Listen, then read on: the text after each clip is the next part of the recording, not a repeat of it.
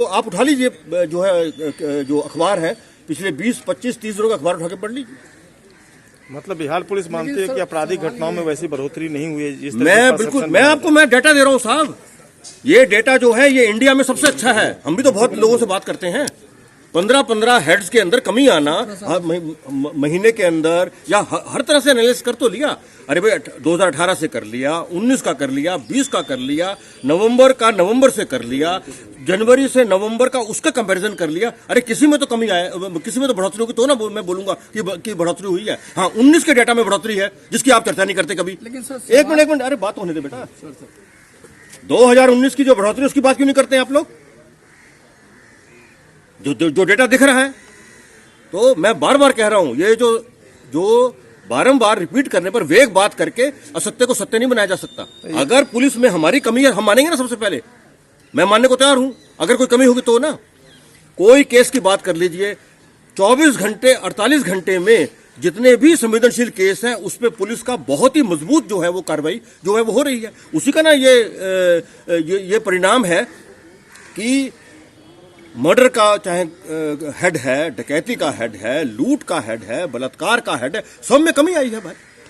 आपको अगर किसी को लगता है कि बढ़ोतरी है तो मुझसे डेटा पे बात कर लीजिए। मैं आपको डेटा दे दूं, आप भी डेटा ले आइए अपना।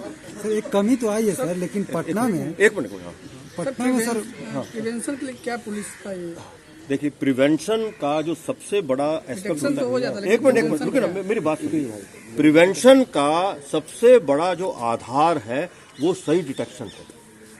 और मैं यहां पर यह भी आपको कहना चाहूंगा कि अगर केसेस का डिटेक्शन सही नहीं होगा तो अपराध नहीं रुकता है।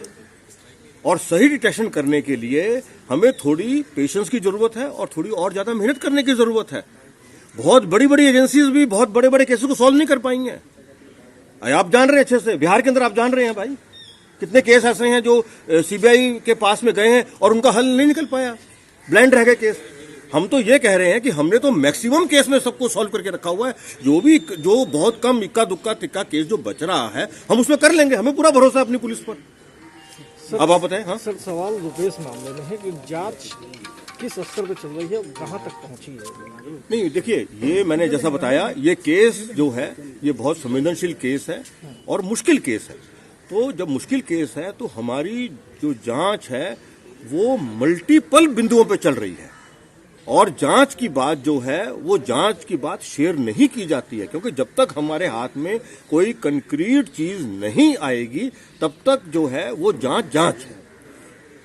बहुत तरह के एंगल्स को देखा जा रहा है और मैं जब कह रहा हूं मुझे पूरा भरोसा है कि हम लोग इस केस को उद्भेदन हम लोग कर लेंगे। टाइम फ्रेम सर कितने दिनों में? ये देखिए टाइम फ्रेम तो नहीं को दे पाएगा ना।